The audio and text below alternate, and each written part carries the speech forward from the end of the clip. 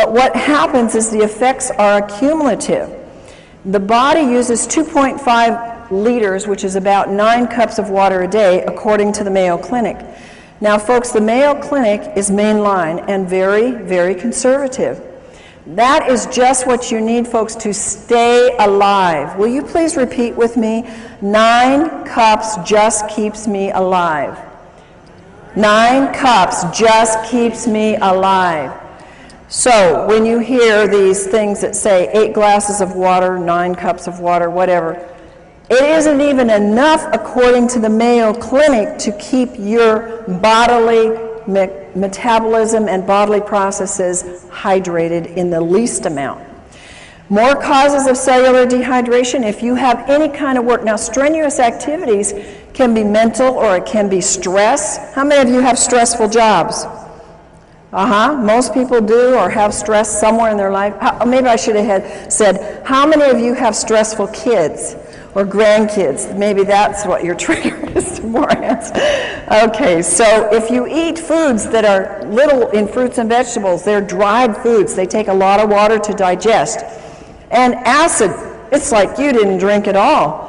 Because acid consumption of water, and how many of us have been diligent about getting purified water? How many of you out there have been really diligent about making sure you don't drink tap water and you drink bottled? Oh, I was adamant, you know, we have RO in our house, we have distilled, we have everywhere I go, we have purified water.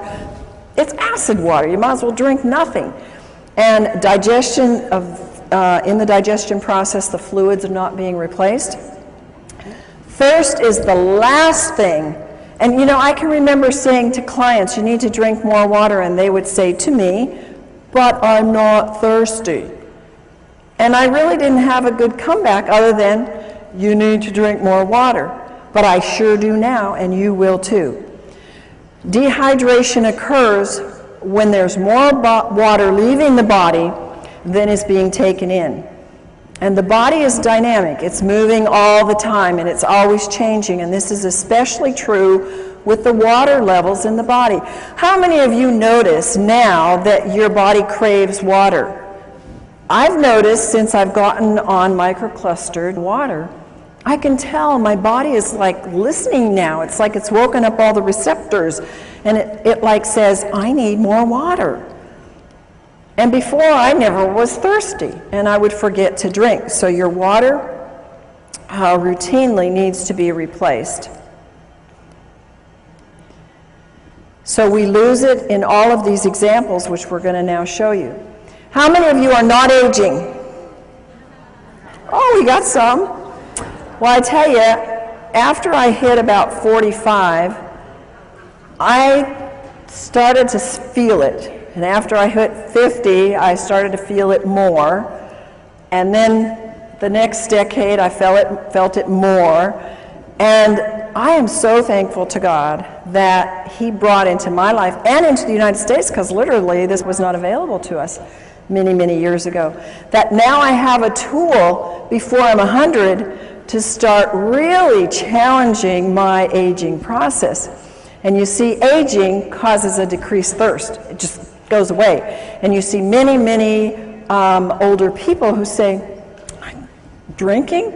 And you look, my folks are 93 and 90, they live in a retirement home. Nobody drinks water there. It's like water purifiers. It's like foreign. And they're all suffering too. They're not in very good health. Another thing that we sometimes don't want to hear, don't want to see, is that alcohol causes dehydration. Well, if you're going to drink, then at least be aware you need to drink a whole lot more of the right kind of water to deal with that dehydration it causes. Now, there are special circumstances that cause dehydration, and one of them is burns. And if you know anybody that has lots of burns or little burns, they're going to need a lot more water in their body. Here's another one of those American, don't tell me, don't talk to me about it, I'm going to keep my cup of coffee. You know, when I was very, very ill in my 20s, this is what led me into nutrition and natural health, I had to quit coffee because it was actually pushing my energy down.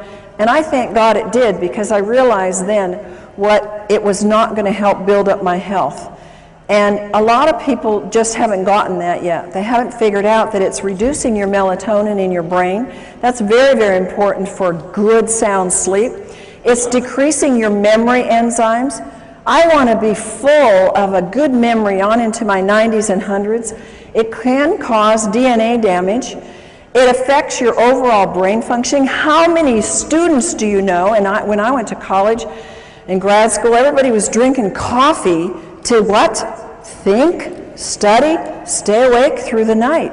I couldn't handle it. Thank God at that time I was sick enough that even coffee wasn't helping me. But it actually depletes their brain functioning.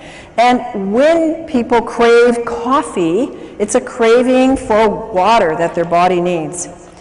10 ounces of coffee removes 12 ounces of water from the body.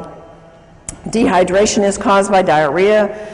Diets cause dehydration. When you see people or yourself or whoever, when they eat a lot of snacky foods, processed foods, refined grains, chemicals, high in chemicals, preservatives, sugar is a big one. It steals the water from you, and people don't think like that. Now, of course, salty foods cause you to crave and maybe to thirst water, but what do people quench that thirst with or try to quench it with?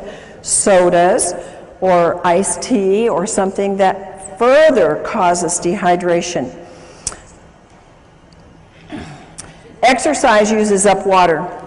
We know that this doesn't include just the physical exercise, but it includes the mental as well. You're going to need way more than the 2.5 liters to fill up that body's dehydration just from some of these things. Fever, we know that edema means dehydration. I've told this to people for years, and you know what? It's so hard for our brains to get it. Well, how can that be a lack of water when I got too much water? Well, it's because the inside of the cell is mostly salt and your potassium-sodium pumps aren't working right. And the body pulls the water from other parts to assist that area, and you get dehydration.